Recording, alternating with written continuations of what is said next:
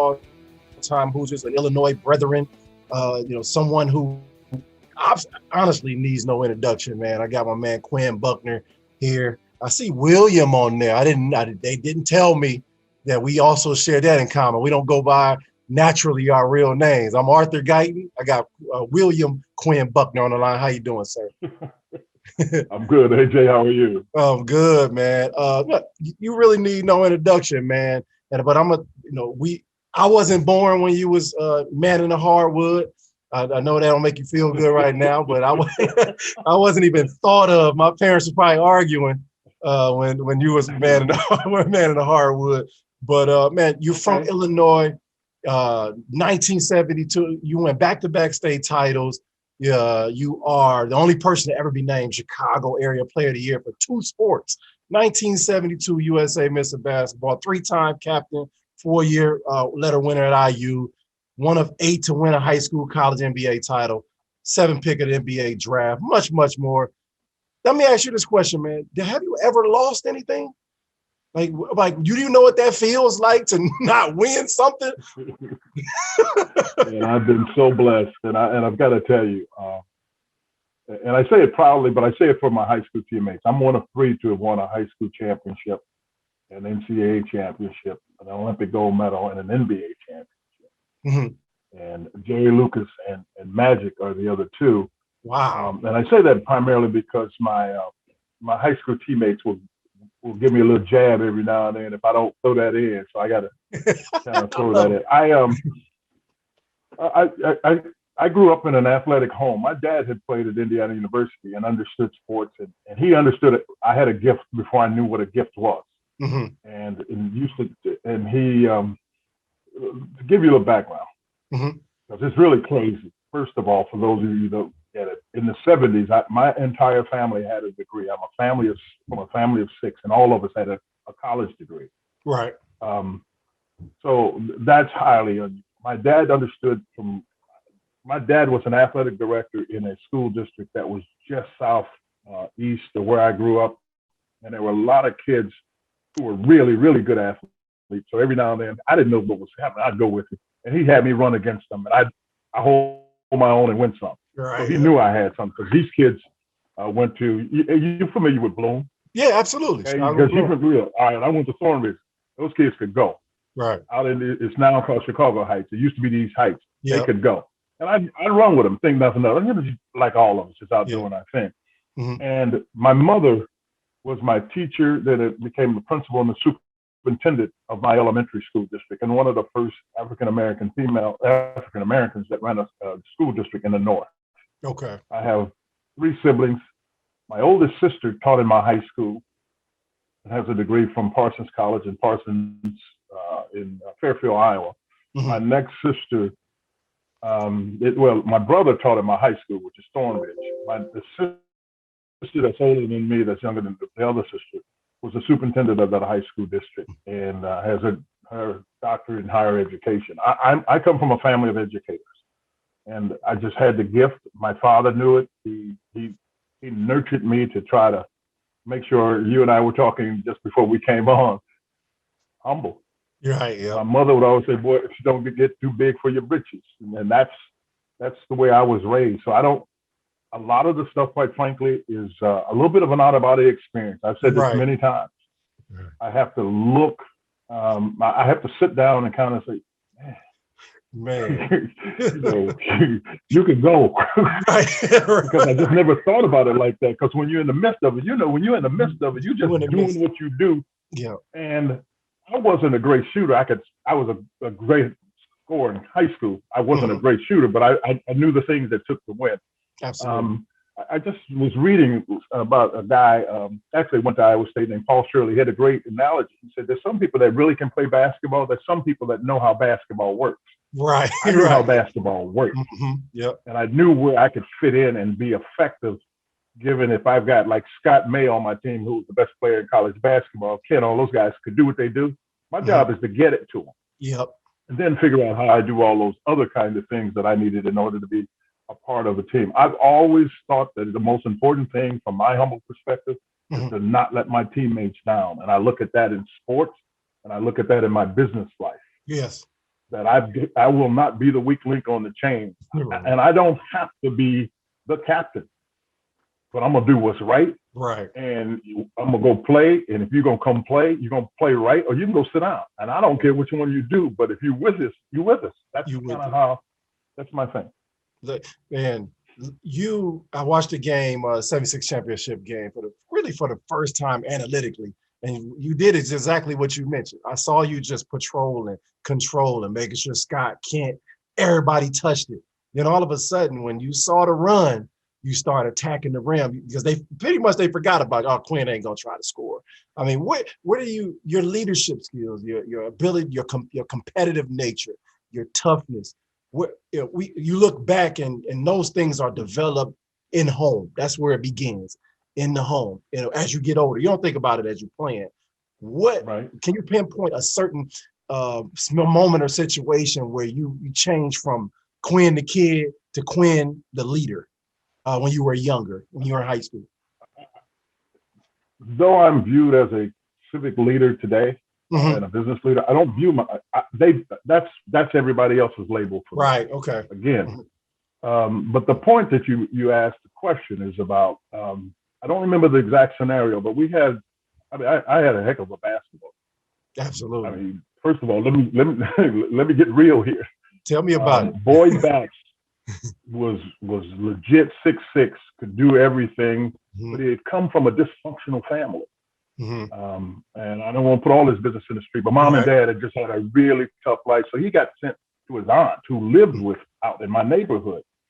And my father helped me understand with that, you got to make sure you got everybody on the team, understand who they are, what makes them tick, what makes them work, what's important to them. And that's when I started to pay attention to it. And he one day told me, and I didn't get it then, I got it, many years later. He said, and it was simply, son, you have the ability to take and explain the complicated and keep it simple. Right. Yeah. He said, that's unique. And I just kind of lived on that approach, not unlike what I did with Coach Knight. I can take some of that energy and put the energy aside, because my father had a long talk about that. He said, man, put the energy aside. He said, that's how some people communicate. Right. Yeah. What he's telling you is true. Go make it happen. Right. And it really just kind of, and I think what my teammates started to recognize is that there were times when he would jab me about something that I did or didn't do, and I could take it because that's the way I was raised. One time I recall we were playing a game and I threw a ball late in the game. I threw it where it needed to go. I won't name the teammate's name. We got to get a bucket. They didn't get the bucket. The bucket didn't go in. Not they. We didn't get the bucket. And he's laying into me. And I'm good with it. I'm like, okay. It gets done. He says, don't look at me in that tone of voice. So my energy was like, yo, you told me what to do. I did it. Don't be mad at me because the guy didn't make it. But I'm not going to, I ain't going to put my teammate on Front Street like that. That's not, I'm not raised that way. And I also had opportunities within that realm and this is high school and college too, where, I would try, if I asked a player to do something and it was slightly different than what the coach said, because we were seeing something in the game, when the game's going, you see something different, you can do something that's more effective or think so. If it didn't work and I'd ask you to do it, AJ, and he starts jumping at you, coach, I told him to do that. Right. And I let him lay into me. Yeah. And when you do that and you do, and my parents, my dad was no joke. My dad coming right at you. My mom's coming around the corner. My dad's coming right at you. So I'm used to it. But the point is simply, what it endeared was, this is about trust. They knew that they could trust me. You're right. I'm not going to do anything wrong. If I do something wrong and I include you, I'm going to make sure that I take the heat for it. Because you don't deserve that if I ask you to do something, particularly in the game, but in life. So I think those kind of things along the way, and I did it most of my life. Because when I was really young, I didn't know what I was doing. But old as by the time I was in freshman, sophomore in high school, I knew what that meant. And I just tried to stay that way. And in addition to that, if I'm wrong, I'll tell you I'm wrong. Right. I don't care how bad it is. I'm wrong. Because that's my dad. Right. Hey, don't lie with it. Whatever it is, and then we deal with it and we move on. So you asked me about the leadership. The leadership is about trust. Right. And you don't have a personal integrity about yourself, you're not going to be able to be considered the leader. But I didn't look at myself as the leader. I just had a great sense to understand what needed to be done and what the composition and collaboration that needed to be part of that. And I never really thought about it like that. I'm just trying to figure out how do we get this W, because I'm not trying to listen to Coach Knight coming here jabbing us about not doing what we're supposed to do. Right. That's a lot of it. I'm telling you my theory. When I was watching the movie Judas and the Black Messiah the other night, and I thought about you because I was starting to think about you.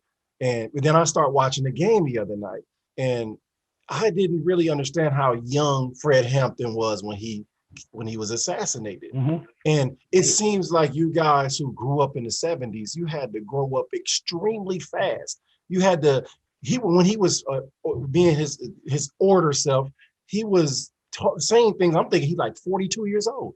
I mean, and when at the end of the movie, it said he was only 21. Mm-hmm. And I'm watching you play, and I'm like, Quinn looks so grown out. Like you just commanded the floor. Do you think that those times and growing up in those times had anything to do with making you grow up and become and start thinking leadership so fast?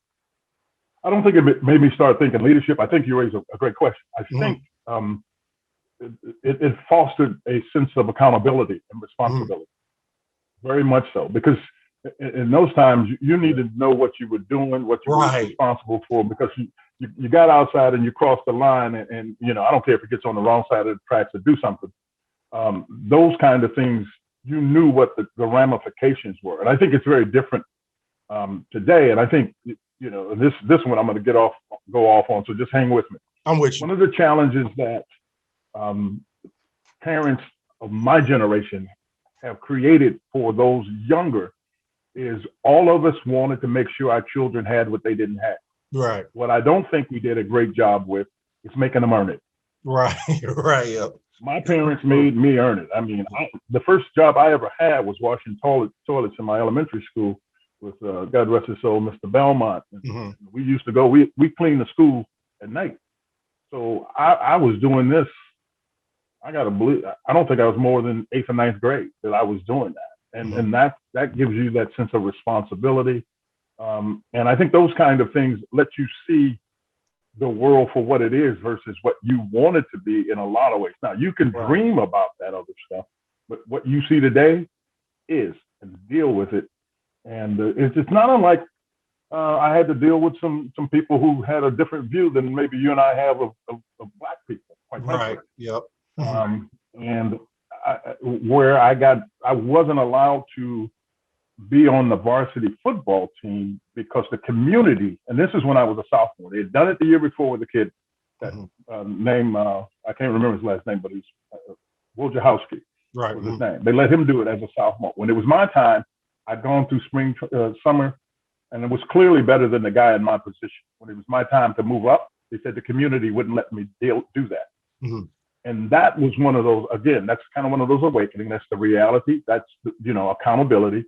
And from there, you just try to make sure you do what you're supposed to do so you can continue to try to advance as best you can. Because you realize there's certain things you just don't have control over. Right, yep. Mm-hmm. And my father, I actually quit football in my sophomore year for a week. One of the great lessons I've learned, and I share with people. Mm-hmm. And it was because of that reason, and my dad came home every day. My dad used to bowl.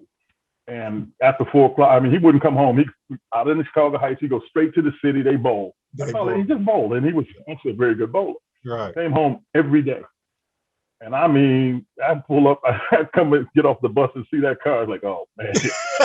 And he kept talking with me about things very simply. Why you quit? And I'd go through my, you know, they did me, you know, do me the, just being a victim, basically. Yep. Mm-hmm. And he finally said, son, if you quit now, it's easier to quit the next time. Right. Mm-hmm. And that's the lesson that he was trying to get me to understand, not the fact that there were things outside of my control and what that was about in terms of taking spirit. It was more about, this is your life. You need to figure out, regardless of all of those other things going on, what it is you're trying to do and go do it. Does that sound like a conversation we had about a week ago? Yep, that was just last week. Yep. True, man. Yeah, hey, I need much. That's part of what. Go ahead. Sorry. Go ahead. No, that's part of what makes me what I am, which is William and Jessica Buckner's son. Yeah.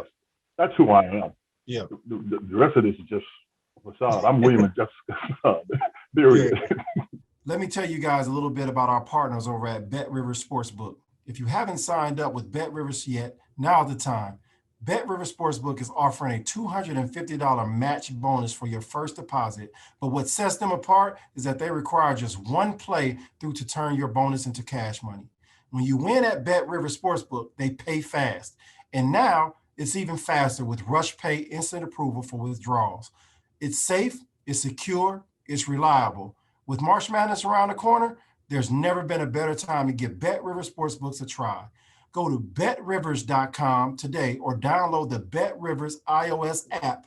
Must be 21 years or older. Gambling a problem? Call 1-800-GAMBLER. You had a fabulous, we could talk about that stuff. I've noticed that you have a lot of wisdom, man. I know we can dive into that and go hours and hours because you have so much experience, so much during that time period. But you were obviously had an outstanding high school career, man. You won everything. And then you started, obviously in junior, senior, sophomore, you began to get recruited, right? And so you up in Dayton, Illinois, in that area. DePaul's hot at that time, starting to get hot at that time. And what was your first introduction to Indiana University? Who called you? Did Coach Knight call you? What was that conversation like? First of all, I went to school at Dalton. I'm from Phoenix, Illinois. So get this right. You know what, Quinn? I saw that. I'm like, I thought it was a typo because I've never heard. Where is Phoenix, Illinois? Harvey, South Holland, Harvey, Dalton. Okay, the first town east of Harvey is Phoenix. Wow, I didn't know. The first town west of South Holland is Phoenix. It is a very small town. There's 3,000 people. Wow. And it's predominantly black. Really? And I got bused. Yeah, I got bused. I was the second class that was bused. So you go back and these are all part of how you have to grow.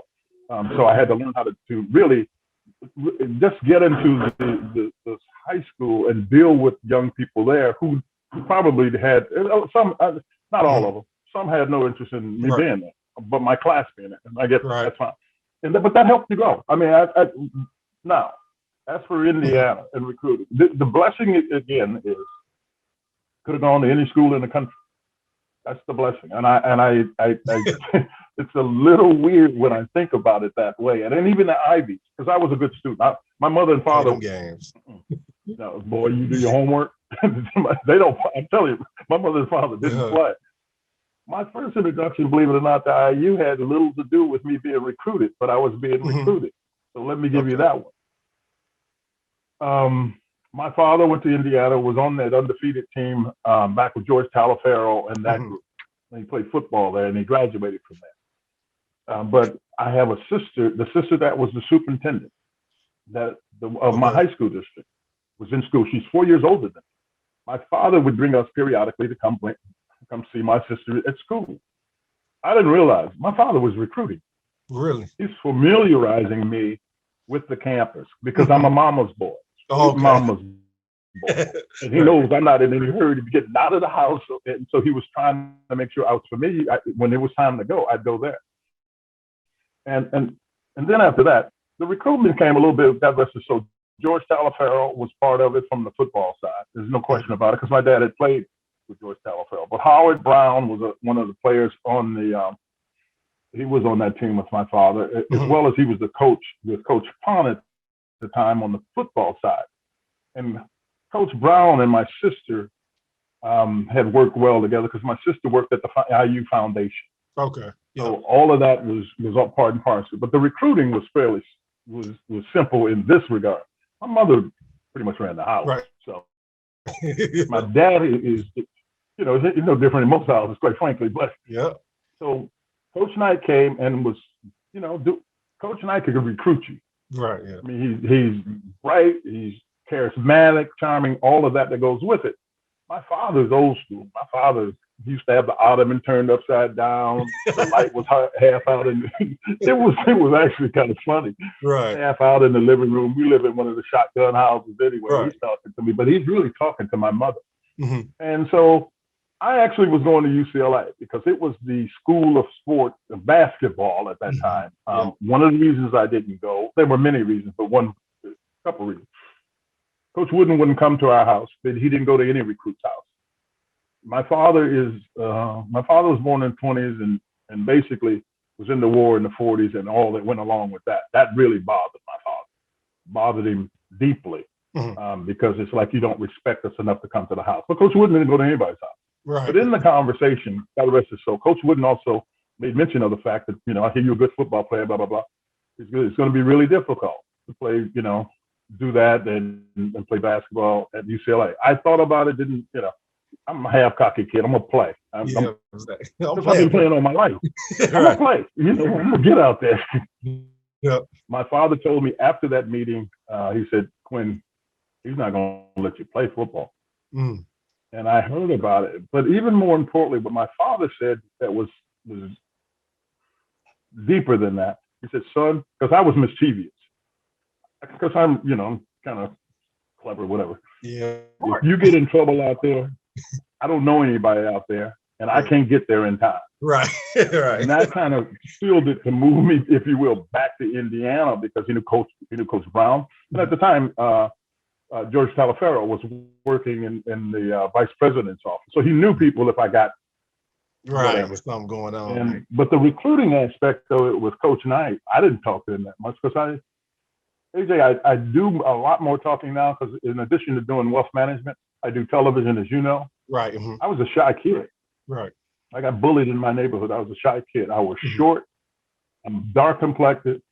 And Tar Baby was my name. And I had to find that. And that's what drove me to be, if you will, in a lot of ways on the athletic side. Right. Yeah. I had to be something there. My parents and their continuing support of my education was, for me, the only thing I ever thought about, honestly, and I think about, is being successful. Yeah. Didn't care what it was. But from the recruiting, Coach Knight he talked to my mother, and my mother knew I needed the discipline. That's why the combination of those two, knowing that I could be supported, and my sister, by the way, stayed in school for a 5th year. She got a graduate degree from IU, principally because my parents knew that I was going to need somebody to talk to, because I just didn't talk to anybody. Matter of fact, all the guys lived in McNutt. Wow. My sister was in Bristol. I lived in Foster my first year. Okay. Because the educational piece was that important in my family. But I also knew I needed to kind of get into what I needed to do, because it's easy for me. The gift is the curse. I could get off track, get back and do it, but I do it only halfway. So I was trying to make sure I got it right. My parents were. So long answer to your question in the recruiting. Coach Knight was terrific, and he recruited my mother. And my dad was kind of had my mind made up, his mind made up. And here's the final thing. I was very indecisive as a young man. And my father walked in on the last day of the letter of intent had to be turned in. He said, walked in and threw it on my bed. Sign this, boy, you're going to Indiana. I signed it and gave it back to him and went back to read the newspaper. I remember it like it was yesterday. So that's my family. That's how we do things. Absolutely. Well, that's a perfect segue into the next segment, man. It's called the Hoosier 10. And the first question was, what dorm apartment did you stay in on campus? And your first year, you said Foster. So you already answered that question. So here's the second question. I stayed in McNutt after that. And you stayed in McNutt after that. And so favorite restaurant to eat in during your time in Bloomington as a player? I ate at George and Vital Ferrell's house, man. I didn't eat at many restaurants. No, many restaurants back there. Okay. I don't go for a restaurant. That's a fair answer. I stayed in Fountain Square, the apartment complex, when we were seniors. Right. And we used to get some coupons, because they used to get them if we held somebody to so many points. And I did. And a story on that one, I'll let you get back to it, is McDonald's was one of the places I went. And it's not a good analogy for McDonald's, but the reality is I kept eating it and I started losing energy because it's not nearly as fueling. From a caloric standpoint, it is. Absolutely. But from a pure energy standpoint, the worst. it got me benched for 2 games because I didn't have the energy to play. Damn. Yeah, my senior year, Coach Knight benched me for 2 games. Wow. Because I wasn't very effective. I couldn't just. I was a high energy player. Yeah. And if I don't have the caloric and the right nutrition, I couldn't do it. And it wasn't nutritional enough to keep eating double cheeseburgers and trying to play. That wasn't working. What's your next question? Name of the popular hangout spot on campus in 76, if you remember. I wouldn't know. Okay. You didn't One of the you hang out like that, huh? No, I didn't. That was part of the my dad's training, if you will. You got the rest of your life to party and do all of that. So I didn't do that. I don't know whether it was the Kappa House. I don't know. I honestly don't, because I didn't go. Right, for sure. I had to figure out school, number one, which was what my mother used to say to me every time I got off the phone after talking to my dad. My dad would talk to me after my mother would talk at school, and then I get my dad back, and when I get my mother at the end, she said, "Don't forget what you're there for. I love you." Wow. So I wasn't. Hey, my family does not play with the education piece, and wise, it's paid great dividends for me and my family. Okay. Last time you've been to Bloomington?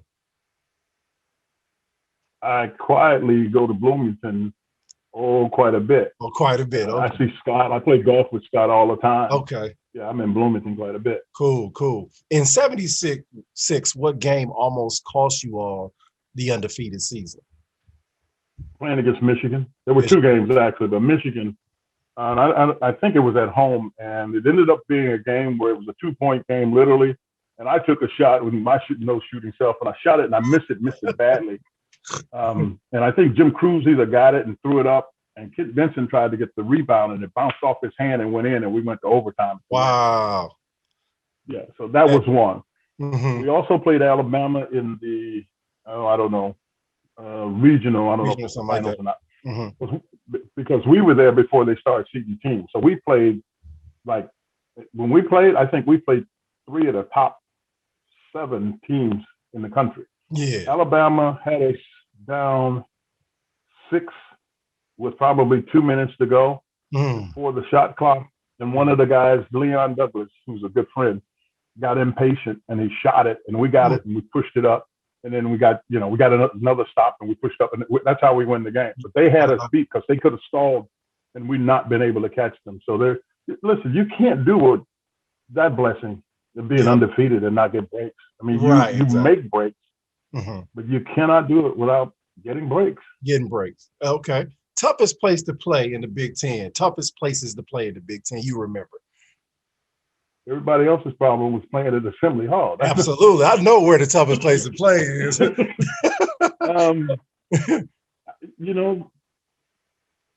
as proud as I am of a lot of things, we won 36 in a row in the Big Ten. Y'all sure did. I can't even ask you that. There wasn't nothing really tough at that. Let me go on to the next question. Wherever you want to toss it up, my crew, we're right there. We gonna play. Hey, man, you got that humble confidence. I ain't never really heard. I don't even know what humble confidence is, but you got it. Because that was a nice little slap in the face. All right, dude. Hey, you ain't do your research. 37 straight. No. It's just that it's not that you didn't do your research. No, it is just not thought about that way. Right, I did. Say you lost 1 game, and then in the context of losing 1 game over that 2-year period, we did not lose a game in the Big Ten. Right. Now, actually, the game we lost to start that was we had to play Michigan in a playoff game my sophomore year because we tied with them. We played the game at Illinois. They beat us. And so, we didn't go to the tournament my sophomore year. My freshman, I have been so blessed. My freshman year, we went to the Final Four. Yeah, I saw that. Yeah, we went to the Final Four and lost to UCLA in semifinals. And then, that's effectively when we took 3rd. But it was a big deal because it was Coach Knight's 2nd year. Right. Anyway, toughest place. I'll tell you where it was. St. John's, because we had to go to Ohio State and play. Right. And Coach Knight being from Ohio State, practices prior to that was just that was rough. It was grueling. So St. John's. Okay. Who was your toughest who was your toughest matchup at the point guard position in the Big Ten at that time?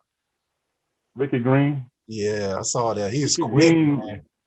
Oh, he's quick, and he's from Chicago, and we used to play pickup ball. I used to go in the city and play. One of the things that you talk about that I'll share, I was never concerned that I couldn't play in the Big Ten nor play pro basketball because I used to play over by where Isaiah grew up, right, on the west side, West side.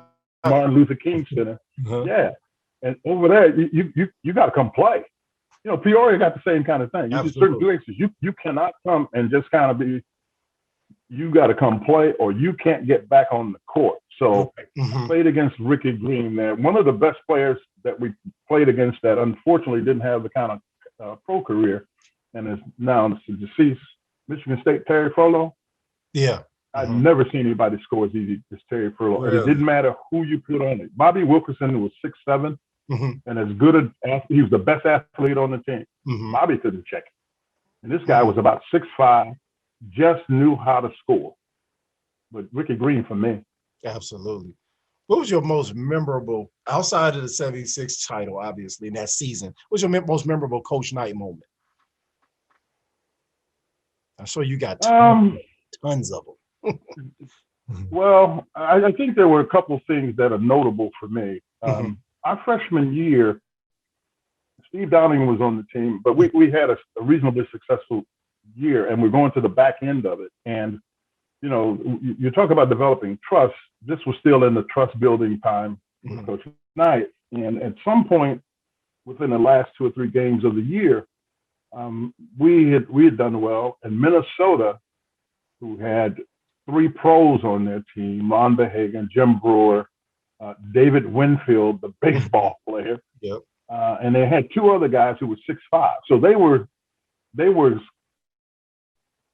believed to be the best team in the conference, and they were hard to play against. And I think we had beaten them up. But they were going to be able to lock up the Big Ten championship. And we had a couple games we had to win, and we could do whatever we had to.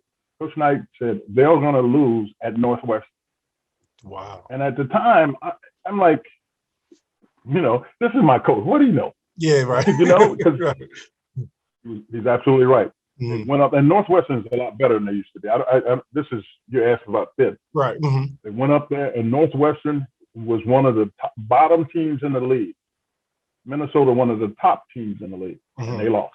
Wow. And it was that point that I started developing, you know, just even the trust developed even more. Trust. Yep.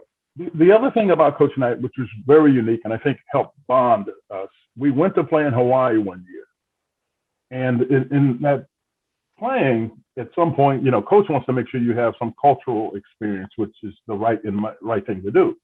So we're taking the bus going around. We see all of the various sites, you know, King Kamehameha and those kind of things. And then we go over by Pearl Harbor. And normally on a bus tour, the bus driver is giving you the tour. The next thing I know, I hear where the planes are coming in and where the Arizona is sitting and this, that, and it's Coach Knight telling the story. Wow. And I don't know about you, but most of us think of our coach as in the athletic world, not in anything other than that. I mean, he's laying it down.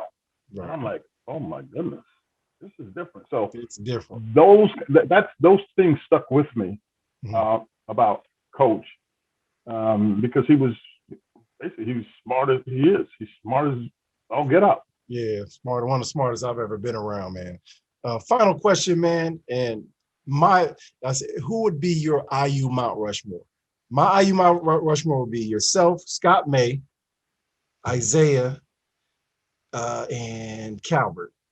That's mine. But who would be yours if you had to pick outside of yourself? Because you're on it. So we're not talking about you right now. But in all honesty, I'm not on it. Isaiah Thomas is the best player Coach Knight had. Absolutely. It ain't even close. Agreed. Yeah, Let's be real. Woody, Scott is there. Woody. Isaiah, and one more. I could, take your pick. Greeno was a heck of a player. Yeah. Steve Green. Oh, Steve Green. Okay. Steve Green. We call him Greeno. As well as Scott could shoot it, Steve could shoot it with greater range. Right. and he's a class ahead of us. He was on the team that lost. Scott broke his arm when we were juniors, so that's the year we lost. But Steve Green could fill it up. I'm telling you, fill it up like he could fill it up. I played with Brian Winters, who's a heck of a shooter that many people know. Mm-hmm. But I put Larry, Scott, and probably Greeno in that class. Because I had Scott in the pros, and one of the things I had told Don Nelson at the time, I said, listen, if I get him the ball within 17 feet, he's going to make more than he's going to miss. I'm telling you that. They ended up, they having him on our team. So, I mean, Isaiah Woody was a hell of I'm telling you. I know. Hey, trust me. I got no problem. I got no problem. And people need to know Calvert is the leading scorer in the Big Ten. Calvin Chaney could get it in the basket. Right, still. Yes, sir. Mm-hmm. So, those are kind of the people that I look to, but I don't know. I understand. I don't ever think about it like that. Yeah, I know. That's why it's a question, man, because it makes you think about all the great players, man, all the guys that could fit. I mean, your whole starting five could be on that. Your starting four could be on that. So it's just a question to get people talking. So we're going to move into the Indiana, Indiana career real quick. You had an opportunity, you were on campus when Larry Bird came on campus, right? It was interesting. I was on the team when Larry Bird came, but I wasn't on campus. Okay. Coach Knight was preparing. Coach Knight was always ahead of the curve. Coach. Yeah. Mm-hmm. So I was playing international competition. Yeah. So is that the bronze medal is that the year you won the bronze over I forgot. No, that bronze was in Puerto Rico. That was the year before. Okay, gotcha. This is actually, I'm wrong. It was the same year. Okay. I've done that, but I also had played on an international team that played. It was 6 guys from North Carolina State. Remember David Thompson, Monty Child, Tom Burleson, and Tim Stoddard. And Norm Sloan had 6 guys, and then he picked 6 other guys. I was one of the 6. So we were playing the Russians around the country. Oh. When I got back, and we were successful at it. When I got back, my brother, who's 2 years younger than me, he and Larry are the same age, actually. Mm-hmm. I see my brother, and I said, hey, where's Bird? He said, I saw him on 37 with his luggage. I think he's gone. Go back home. So I never got to see Larry on campus when he was originally there for school. I saw him a little bit when he got recruited, and a new coach had said he thought Larry was the best high school player he'd ever seen play. I remember Coach saying that. I mean, that's Coach had that. But as far as being able to get Larry acclimated, the truth is that we talked about trust without getting to guys' names. A couple of guys did something that made Larry not trust. Right. Okay. And if you know the man now, and you've seen enough of him, doesn't work. That makes sense. If I don't trust you, can't be with it. Got to make sense, and it's got to be a very linear path. If it's anything other than what you said it is, right? It makes sense. You weren't on campus because if anybody could have talked to Larry and got him back in the fold, it would have been you. So I said either Quinn wasn't there, or something. Quinn, it happened before you got to him, and that your story is correct in my head because you're not being on campus. I know you would have got to Larry like, yo, come on. Because that's another national championship for sure. No question. Even when Scott got hurt, if Larry's playing, we're probably going to win because he was just right. And Larry and I had that conversation when we played in Boston. Yeah, and I teased him now. I said, you cost me a national championship. Absolutely. Like I had to go back home. So he understood. And he's an interesting guy. But anyway, what else you got? 2 undefeated regular seasons, man. 37-game conference winning streak. What was the mold that made you guys gel together as when you recruits coming in? What was it that made you guys so tight knit, so competitive, and so with a will to win, man? Like, what was that coming together like at that time? That's Coach Knight, man. Coach Knight. I come from a background where my coach Ferguson in high school was really good about fundamentals and really how basketball works. You're right. How it works. And so by the time I got to Coach Knight, there was skill and some other things, and really the toughness piece because of how hard you compete in practice, how many times you had to do it over to make sure that not only you got it right, but all the other people on the floor got it right. Right. And that, luck is when hard work meets opportunity. And he made us work hard. And, when you think about it, games were easy. Right. Yeah. Because you worked so hard in practice. That's really what that's his whole philosophy. So it was the repetitiveness of, people want to say practice make perfect. No, perfect practice makes perfect. Right. Yeah. Difference. Right. Yeah. You're paying attention to the detail and you get it right. So when you get in tight games, they're not tight. They're just, here's the scenario, here's what we do. So it's now you playing, if guys start thinking about what they're doing, they're not very effective. Right. Yeah. But if you're playing and you've done this repetitively, it's almost an instinct. You see this, you do this, you do this. And so it's very linear. And that's Coach Knight. And I said this on something I did for him just a short while ago. People will say he was maniacal. I don't know. You can make that argument. I choose not to. Right. But he was maniacal in his preparation. Right. And he stayed on you, us, them about doing it the right way. Right. And that's a legacy that we honestly don't have anymore. And I'm not blaming any coach or any official or anyone. Yep. But he said this, and I'll never forget it, AJ. We were seniors, and he told the sitting audience and the people looking, he said, take a look at this group. You'll never see another one like it in your lifetime. And I didn't know what that meant. Right. Yeah. At 20 plus years old. I got a better idea about it now, but I also know what it takes to do those kind of things. And I try to bring that to anything that I'm dealing with in terms of the preparation, because if you're not prepared for an opportunity, it can get there and you ramping up. Right. You got to be prepared. So when it's there, you going. And that's what he wanted us to be doing. Man, your 76 team is widely regarded as the greatest ever, but the fans view you almost as superhuman. So what I want to do is I'm going to name 4 names, and I want you to tell the fans and tell me what that particular person brought to the basketball team of 76. So I'll start with Scott May. Smart, tough. Most don't know Scott was an All-American tight end in high school. Wow, I didn't know that. I didn't know that. Right. Most people don't know that. So when you get to tough situations, and that was the other thing about us. We were men. I'm a football player. I'm really a football player that played basketball. Yeah. My gift, honestly, was football. Football, right. But he was tough, smart, could shoot it.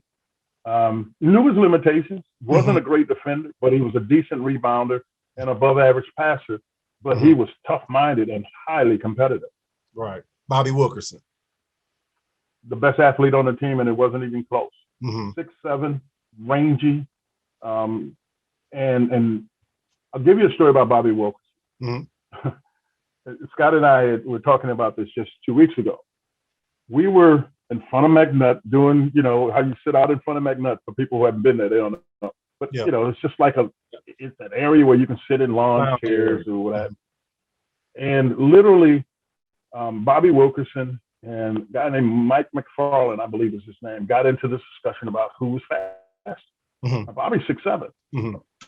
Mike McFarland was the indoor 60, they called it at that time, yard champion, indoor. And Bobby said, I could beat you. Now, Bobby used to run distances all the time. He's rangy. They ran, and Bobby ran into a dead heat in gym shoes. Wow. That's 6'7" versus a guy that was about 5'9". That when I'm talking about an athlete, Bobby Wilkerson. The other thing from a basketball standpoint, as we started to lose control of the story I was telling you about Alabama, where Leon Douglas got away from us and started to do something, and he was quick enough to put it on the floor, Bobby guarded it. Right. And Bobby and I were guards. And Bobby would guard the best guard on the team to turn me loose, because I was one that I knew how the game worked, knew where the ball probably was going. So it turned me loose to do that. So he'd got a guard in that game, and he did it in Alabama. I think T.R. Dunn was one of the guys. He guarded him. Then he guarded Leon Douglas. That's who Bobby Wilkerson is. He's very quiet, but he was very impactful on our team. I remember Coach Knight telling us he was the best athlete he coached. Absolutely. Kent Benson.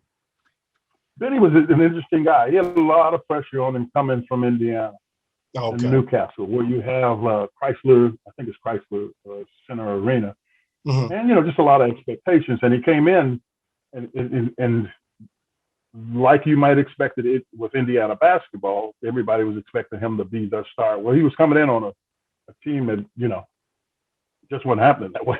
Scott there, right. there, Bobby there.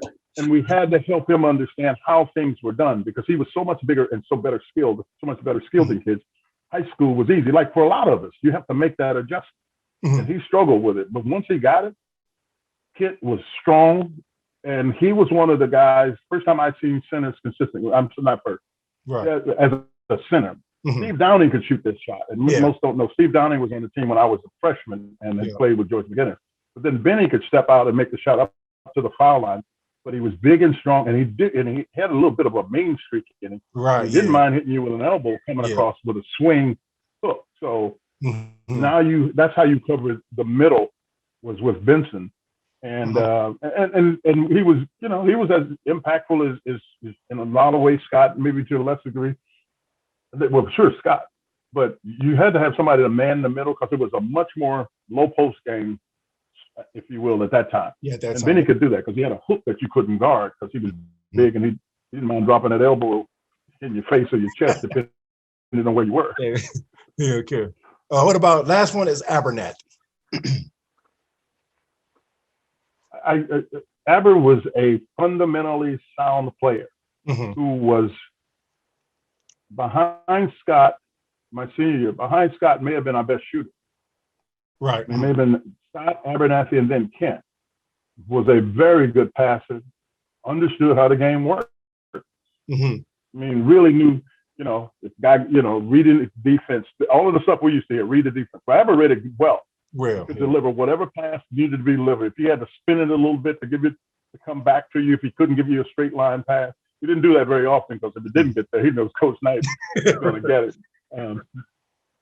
Excuse me. But AJ, what I think people need to know, I played on one of the smartest teams that I could imagine. All of my teammates were extremely bright. Right. Jim Cruz was a big part of what we did, and he was bright. Wisman, the late Wayne Radford. They were really smart, and that makes a big difference when you get into big games because those X's and O's that were sitting on that board, they move it. Now somebody's got to make a split decision. Right. And hopefully the repetition gets them to understand what you're trying to get accomplished. My teammates and I were able to do that. But I say all the time, people talk about me leading them. And I said, well, I don't know about that, but I know I played with probably one of the smartest groups to ever play basketball because you don't win championships without being smart. Absolutely. Y'all blazed through the tournament with the struggle game against Alabama and a revenge game against UCLA. But as soon as y'all get in the championship game, Bobby Wilkerson goes down with the concussion, right? What was as a leader, how did you bring those guys back together? Because the game was close all the way. You were down 6.5. So he was obviously dealing with that still, trying to adjust to the game without Bobby. But what did you say to the guys to bring them back together? Let's go play. Yep. Don't complicate it. Let's go play. And Coach was extremely, his leadership was at the forefront of this. He didn't come in yelling and screaming about it because we had beaten Michigan twice before. And I think he knew, and the pressure of the game, he wasn't trying to put that kind of pressure on. So we just played. And that's what was so much fun about our team. The only time Coach Knight would really yell at us, we were playing teams that weren't very good. Yeah. No offense to Northwestern. If Billy McKinney was on there, who's a friend of mine, who could really score. But if you're playing teams that you should beat, that's when he would drill us. Right. Because he knew he didn't have to drill us on the other one. He was trying to, because when you fight a lot of time in this, it's human nature. So he knew coming in at the championship game, I don't have to come in yelling. Okay, what do we have to do? Yeah, right. We came in and did it. The difference was all of a sudden Wayne Radford and Jim Cruz take a bigger role. Right. Yeah. So I saw you that. got to adjust the team a little bit. Radford's a little bit more of a scorer. Jim and I started as freshmen. Mm-hmm. Jim Cruz was slow of foot, great understanding of how to play and can make shots. Mm-hmm. So it's not like so I've got to guard somebody a little bit more basketball oriented than I had previously because Bobby's not there. So those adjustments you just do. Mm-hmm. You know, we're not going to be a victim here. We're going to make it happen. And like Scott, the thing to that point, we got there after playing UCLA our senior year. And we played them at the beginning of the year and got them. We beat them. But the coach had asked us the summer of our junior year, did we want to play them? Both Scott and I, he didn't get it out of his mouth, but we said, yeah, because UCLA was right. And we beat them in St. Louis. Yeah. And prior to the UCLA game, before we played Michigan, Richard Washington, a great player, said that was an exhibition game. And not a one of us said a word. Right. So when we played them again for the semifinals, we busted them again. That's how competitive that team was. It didn't take kindly to a guy saying, okay, you got beaten. Now all of a sudden you want to say it's an exhibition game? Real now, what you got? We don't say that, but right. That's what we're thinking. Absolutely. I mean, that's the competitiveness of our team. Right. You guys won the game, y'all. You and Benson, and you may and Benson ended up being too much for him, man. You hugged Coach Knight after that. I know that's one of the iconic embraces in national championship history, man. I've never seen a team so excited. Like, I mean, you see guys now, they like, they hold the trophy. It's cool. They ready to go talk about themselves. You can see that was an iconic moment, man. And you have a very, very unique relationship with Coach Knight. How were you able to crack the Coach Knight code, earn his trust, and have that kind of relationship with him? Well, that's kind of two questions. First of all, I don't know if I cracked the code. I just did what I was supposed to do. I did at a high level. But I think one of the things, you can appreciate this, when you're in high school, you do what you do. Right. You do your thing, you're getting out, whatever. And you know that the accolades that came, these are the labels other people put on me. I didn't put on me. Right. And he said this to me, and sometime in the last 5 or 10 years, he said, I appreciate you letting me coach you. Because if you can imagine, and I didn't think about it,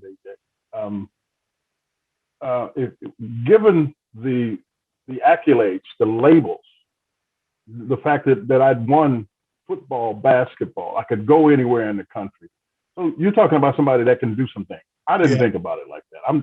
I know there's a lot of things I can't do, and I'm trying to figure those out. That's how I work.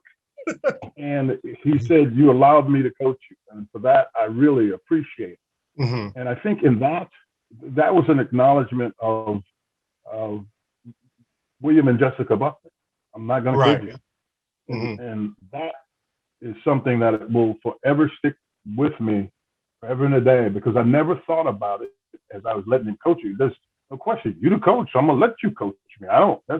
But it would have been easy for this human being, given the athletic accolades and all that comes with that, to not let him coach you. And I get it now. I didn't get it then. Okay. Hey, do you have 10 minutes left that you can give me? Okay, go ahead. Is that cool? Yeah. Because I want to dive into the Coach Knight reunion, and have these. You were kind of an integral part of that, and it was a moment long overdue in my opinion. I know Coach was upset about being let go back in 2000. There was a lot of opportunities to come back. 81 team, a 76 team reunion, the recognition, the 87 team, and Coach never came back. How did you guys come together? You, Whitman, all the pillars of Indiana basketball. What went into that to get Coach Knight to come back? And what were your emotions when you were walking out there on the floor and it actually happened? Well, let's kind of take it in a little sequential. Yeah. Whitty's the one that actually started it. Did he? Okay. Yeah, because as you said, all the teams been recognized no show. Okay, all of us, get our little feelings hurt. My feelings hurt. Coach, come on, man. And we'd all tried, and tried for years to get him to come back. Right. I remember the late Bill Cook sent a plane, and I couldn't go because I was doing I worked for the Pacers during the games, and Scott and Woody went down to see him once to try to get him to come back. He wouldn't do that. They had a plane go down there the whole time. Anyway, Whit had decided he'd done the '81, reunion once, or they recognized it, I think, as the national champion. They may even recognize it as a Big Ten championship. I'm not sure which way they did, but I think it's the national champion first. So he basically said to his wife, Kath, and Whit was on my coaching staff when I was in Dallas. Mm-hmm. He said, I'm not doing this unless Coach goes. So right. He called Coach and got Karen. And said, it's Coach there. And then Whit goes through his whole thing, and he talks to Coach. He said, this recognition, you got to, hey, I'm not coming if you're not coming. And Coach said, okay. So then it was a matter of trying to manage the process, right, and making sure that we handle it in light of the circumstances based on him getting fired. Right. Yeah. And at that point, what the blessings I had was they're doing something for him with Gene Katie at IU. I mean, at the Pacers, and I know I'm in the Pacers state. Okay, so and I'm a trustee, but I was going to always be protective of Coach. Right. So then we made sure that it was just players. And I guarantee you, AJ, there were so many people that were trying to get into that and be this and that. Yeah. And then Whit, myself, now Scott Dolson, who's the AD, is very much a part of that. And I'm talking to Scott May the whole time because we're 40 plus year friends. I'm making sure because he was with me. We heard about it going to lunch with Coach one day. Coach Karen, I think Bob Hamill, who you know. Yep, Bob Hamill. And I think Karen said, Coach is going back. And I'm like, what? What? And that's how it kind of came together. Now, as for the emotion, it was highly emotional. There's just no question. It was a highly emotional time. And to your point, and you're as always on point here, it was much needed for Hoosier Nation. Absolutely. It was kind of this chasm. And I think all of us kind of felt this in some way, to some degree. How do I support the university without ticking off Coach Knight? Right. Yep. Exactly. And it took that out of the mix. You did. Which I thought was good for everybody. And most importantly, it was good for him to see the appreciation that was given by the student body. When I talked to the university and Dr. McRobbie, and Fred let Scott do it was not, they didn't budge. And I had been talking about doing this in some form or fashion. As long as I was going to be on the board of trustees, this was going to be an annual, try for me. So, but I want to make sure people understand, the university was never against it. This was Coach Knight. Right. Yeah, it was all Coach. Still to this day has a hard time reckoning with the fact that it's not funny. Yeah, I know it's not funny, but it's funny because it's been so long, man. But we know Coach. We know, like you talked about Larry Bird. Once you cross that line, you know better than anybody who Coach.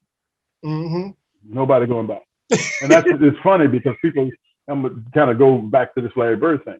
People had asked, could Larry play for Coach? I said, sure he could. They're just alike. Absolutely. They're just alike. If you're doing what you're supposed to do, you're good. But anyway, so I think it was good for all. And Pat was really happy. Pat Knight, who, I want to make sure your listeners understand, his son was very active, involved in this, as was Dr. Rink. But anyway, it was emotional. It really was. It was emotional. It was great for him at this stage of his life because it was Steve Downing and many others, but we all talked about him moving back to Bloomington. Yeah. We thought it was important that he be among friends as you get to later stages in life. And he knew people in Lubbock, but people in Bloomington and in Indiana, Lubbock, they like you. Here, they love you. It's a bigger difference. And that's what we were able to see. And I'm as proud of that as I'm not having done it. Right. Being a part of it. And is anything I've ever done at Indiana University. Just like that was another championship move. Like a hell of a team y'all put together to get Coach to come back. Everybody executed their part and Coach came back, which is most important. Got two last questions, man, and let you get out of here. the IU program today, obviously the fans are very, very upset. Some of us, not all of them are, some of them are, and they always calling for this, that, and the other. Why? I always sat back and wondered why the pillars, which would be like yourself, Isaiah, Scott May. I know Scott doesn't say anything, so I'm not worried about him. Kent Benson. Why, with the state of the program, why is that the pillars? Why are you guys silent as the program goes through a rough, inconsistent period? I'll say inconsistent. You know what I mean? It's not like there's been some great days and great times, but this fan base is different because they grew up watching you guys. You guys set the bar so damn high. Anything less than that is tough. So, but you guys never say a word about it. Why is that? Because that's not how we operate. You started this whole podcast. You know how I operate. I know. That's not the way I do it. Yep. To publicly get into that, from my humble perspective, because everybody's got an opinion, and now with everybody with social media, they take them and they slice what they want. They get down that world, and that's not the way I do things. And no, it's not. And I'm private. Scott's more private than me. Absolutely. So he's not doing anything, but we see what's going on. One of the things that has been interesting is just trying to figure out a way. And I think I have to work toward getting people who've been through the probably one of the best training grounds, but most rigorous parts of the success Coach Knight had, and trying to see if there's a place there. But short of that, AJ, it's not a conversation that I would have. I have thoughts on it, but I'm not having them. Cool. No, I understand that from your position. I just, I never hear you speaking. That makes total sense. I mean, you guys, but people think people know that you guys are the pillars, man, and they love to hear that passion and that love for even if it's to calm down the fan base, because they're so irrational at times. You know what I mean? Because like I said, the bar is set so high, man, and that style and the culture that Coach Knight ingrained is just not there. And how do we move on from that? That's what's most important. It's like, do we move on? Do we try to find a mix? You know what I mean? I think we kind of missed it on that. For me, just looking on the outside, I know you don't either. We don't talk bad about coaches. We don't you know what I mean? Because you were a coach and you don't want anybody, contributing to your job, man. You know what I'm saying? That's a hard job. Yeah, for sure. I'm telling you, it's a hard job, and it's a hard job at IU. But it's a hard job. I don't care where you coach it because of the reasons that you cited. And I respect the person who's in charge.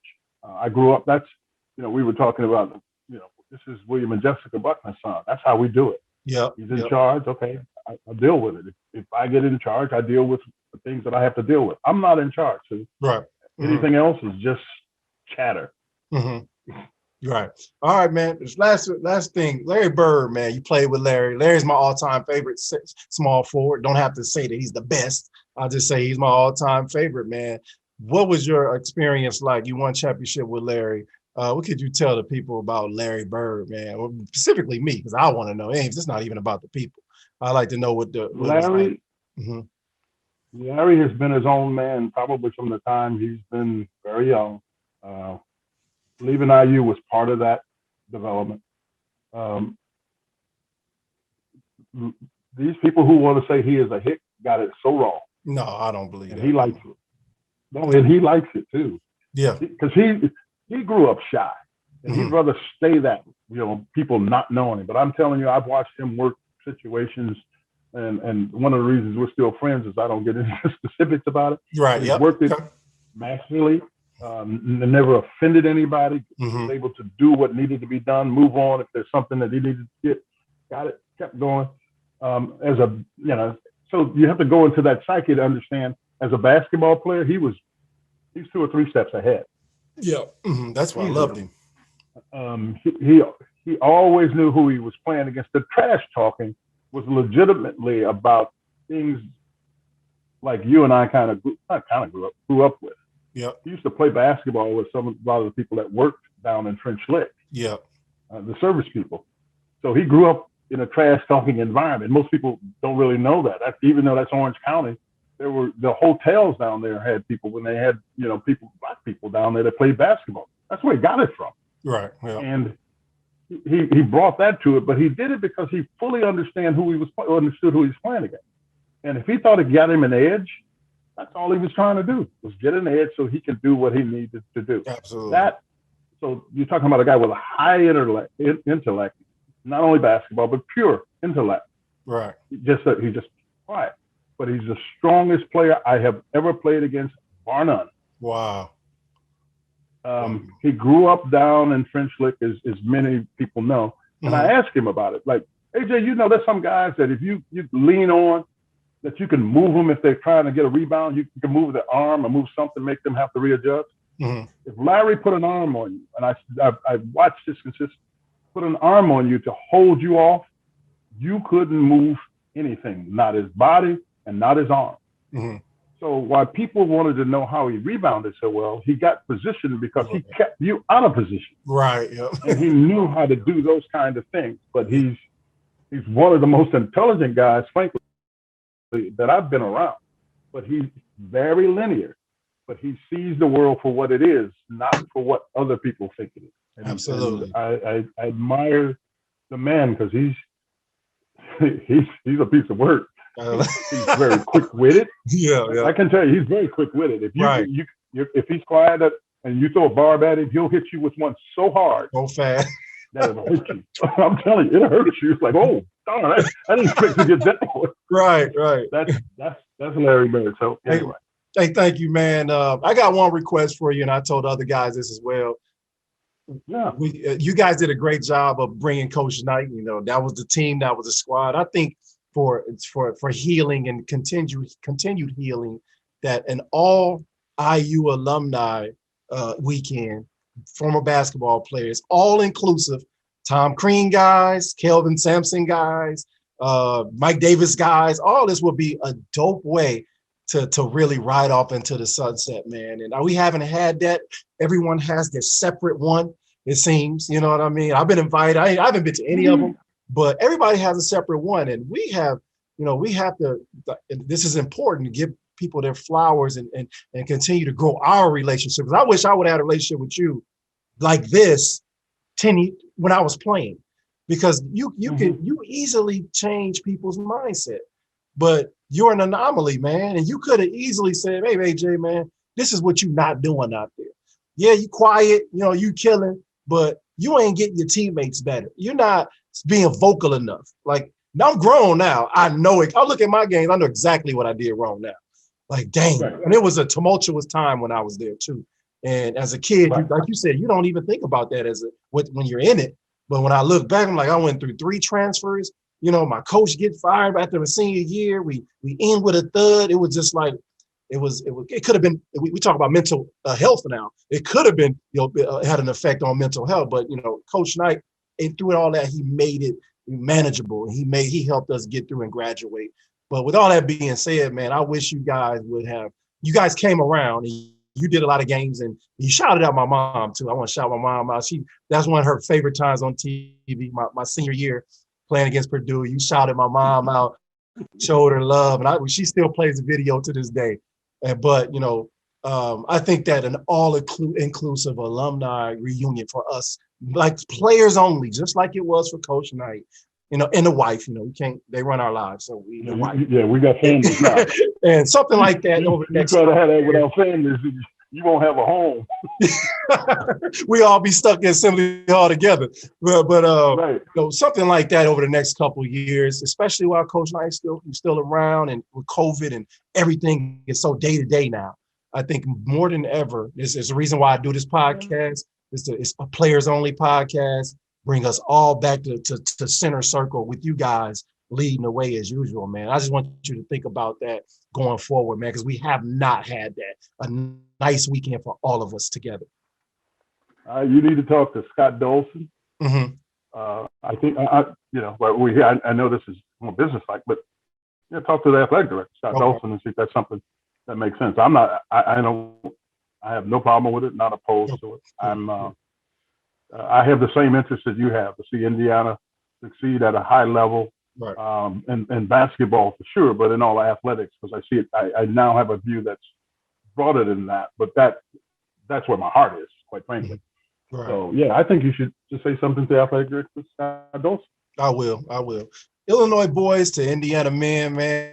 And I want to thank Quinn. I want you guys to appreciate this, because it's not going to happen very often. It's not going to share his thoughts and, like his parents taught him that way. So it's from a fact that he's gone. You guys better listen to this, because, we want to give you your flowers today, man. You are an all-time great brother. You, my mentor, and you could do a lot more, but if you choose to be quiet, you be quiet. Then Let me do what I do the way I do it, AJ. Yeah, Thank you very much. I appreciate it. Hey, thank you, Quinn. Appreciate you, man. Appreciate it.